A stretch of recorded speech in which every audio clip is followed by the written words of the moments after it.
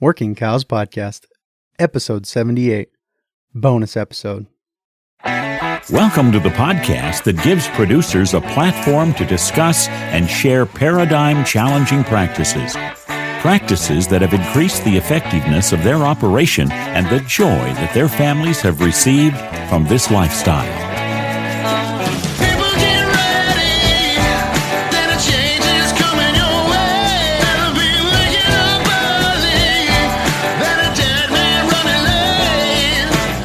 Howdy, everybody.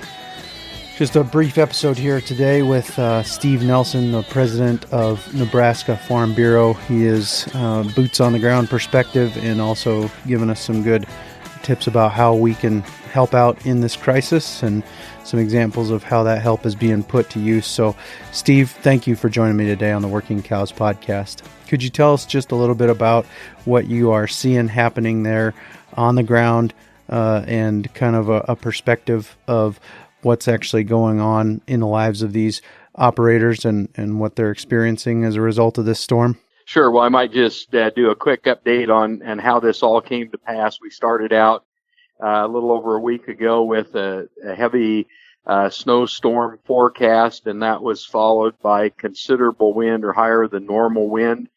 And then as that moved across the state of Nebraska, we started to have heavy rains that fell upon frozen ground that was covered with snow. So just a huge amount of water heading towards streams that could not soak into the ground. And that's what has really caused a lot of the problems that we have with flooding. And it's not uncommon that we have a blizzard, a few times a year or every few years. And we would have flooding every few years somewhere in a basin or so. But in this case, what makes it so different is that we have really affected almost the majority of our state. Over 65 counties have been declared disaster counties of 93 counties, and the entire northeast third of the state of Nebraska. I think every river has flooded and really set records as far as water height and those kinds of things. So just a very extraordinary situation here in the state of Nebraska. Can you give us a sense of the production profile of those areas hardest hit by the flooding? Okay. Well, the area that would have been hit more by snow than the flooding is primarily grazing land, although that's certainly not exclusively true. There would be farmland as well, and operations that are combination operations between cow-calf and farming. When you get to the northeastern part of the state, you have a lot more farming, but also a lot of cow-calf, and there's also cattle feeding that takes place in that part of the state. So a lot of this will have to do with cattle, but there are also effects to pork producers as well, and then kind of those extending effects because of transportation being so difficult. So just a lot of effects there. Do you have a sense of the impact of this event on individual producers on the ground level, or is it too early to be able to tell any of that yet? Well, there will be significant impact on lots and lots of producers, and we don't have the exact numbers yet. A lot of the numbers that I have are estimates, but we're looking at somewhere in that $400 million plus damage to the livestock industry and about $450 million plus damage to the farming industry or part of agriculture here in the state. That crowds us right up to $1 billion, and those numbers that I just talked about do not include property damage, barns, feed storage, hay, fences, machinery. All of those kinds of things are not included. So I'm sure that we'll go over $1 billion of damage to agricultural alone, and then we have all of the damage to infrastructure, roads, bridges, those kinds of things as well. And is there any sense of the continuing, is there still more water headed your direction? I mean, are they still getting more damage, and is the water still on the rise, or has it started to recede at this point? Sure. Well, it has begun to recede in most of the area that I'm talking about, although the further downstream you go, the higher the water levels remain. But again, we're talking about an unprecedented amount of water, so there's a lot of water spread out over fields that probably can't get back into the river or stream right away. And so it will have to either soak into the soil or evaporate. So we're looking at quite a long time probably before some areas dry out. And then of course there'll be cleanup related to the debris that's been carried onto the fields and the erosion that's taken place by the water. And so just lots of things to deal with moving forward. Sure. And what kind of a process are you looking at? I mean, is there going to be work for hands-on help right away? What's the biggest need, I guess, at this point? Sure. Well, great question. At Nebraska Farm Bureau, we've set up on our website a couple different sections. One has an exchange portal where those that have needs can go on and list their need, and people who want to help can go on there and list the things that they're able to help with, like providing hay, machinery, fencing supplies, labor, whatever it might be. So we're working there to put people who want to help with those that need help.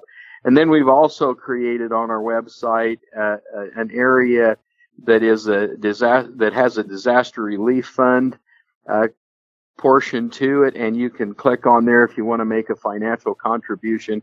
We've had a great response to that, and certainly appreciate everyone's response. And also on that part of the website, you can click on and list a financial need that you have as well. And we're watching those very close to make sure that we meet immediate needs first, like needs for water and food and feed for livestock, medications for livestock, those kinds of things. So we've had a number of loads and have lots of items either making their way to that area or already in that area, and we will continue to do that.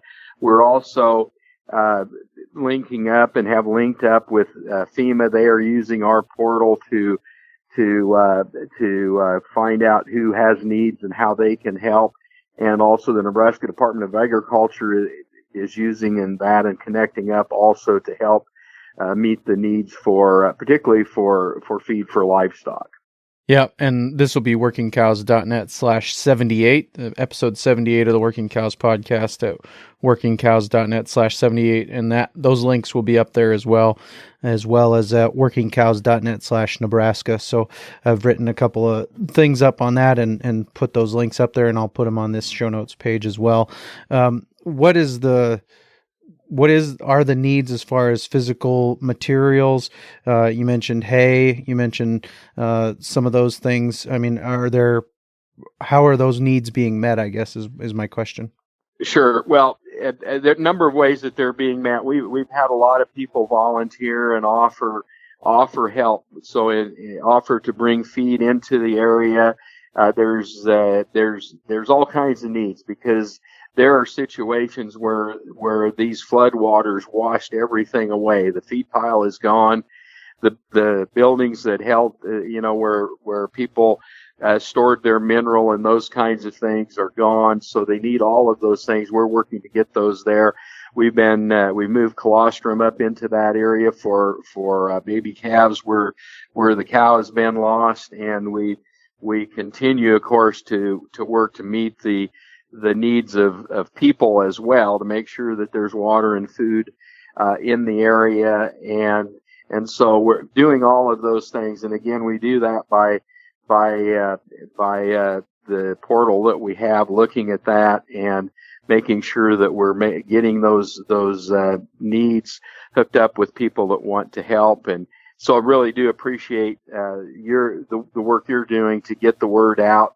And we appreciate everyone's help and offers to provide for those in need. The other, I would make the point though that people in this part of the country are proud people and typically aren't used to asking for help. And I would just encourage people who need things, don't hesitate to ask for the things that you need, because we have some abilities here to provide help.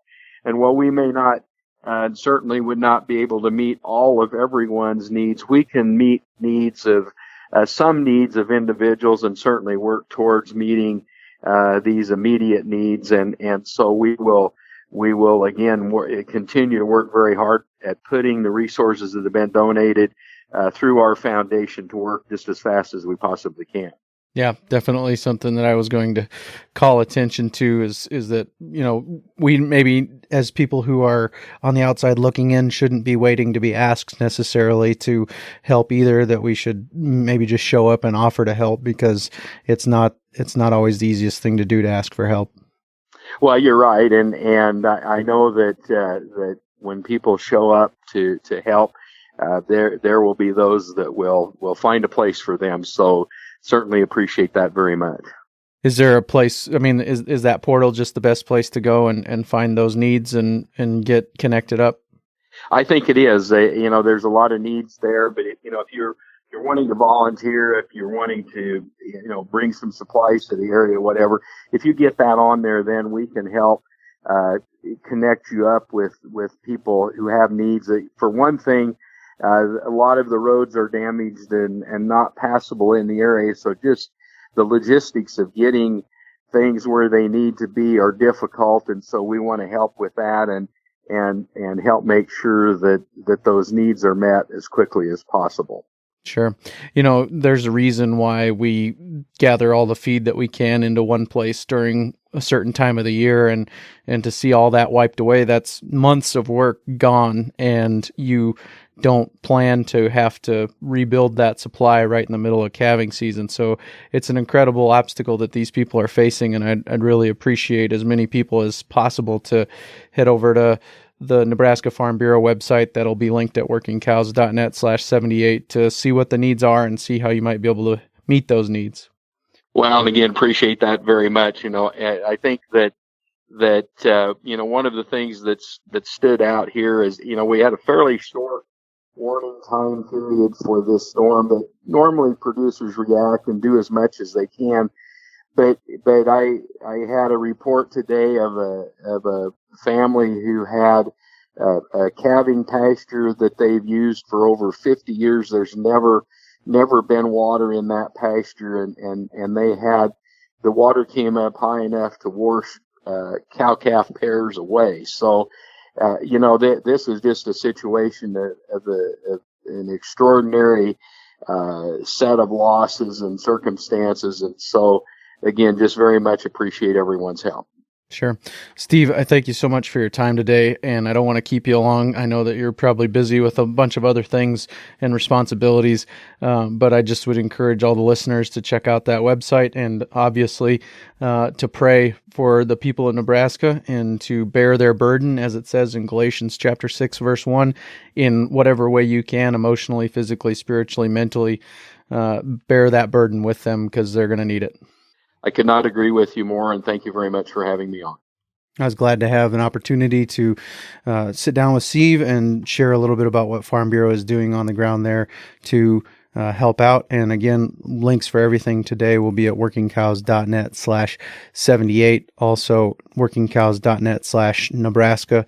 Either one of those places you can go and find the links to everything that Steve and I discussed today.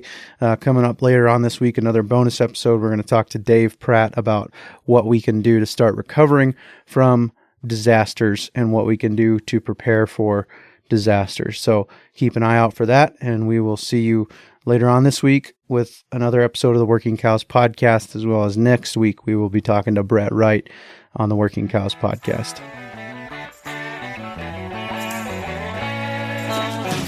We invite you to visit workingcows.net to subscribe to the show via iTunes or Stitcher. You'll also find detailed show notes pages, resources from our guests, and the industry leaders who have influenced them. For more ideas on putting your cows to work for you in a more profitable way, tune in next week.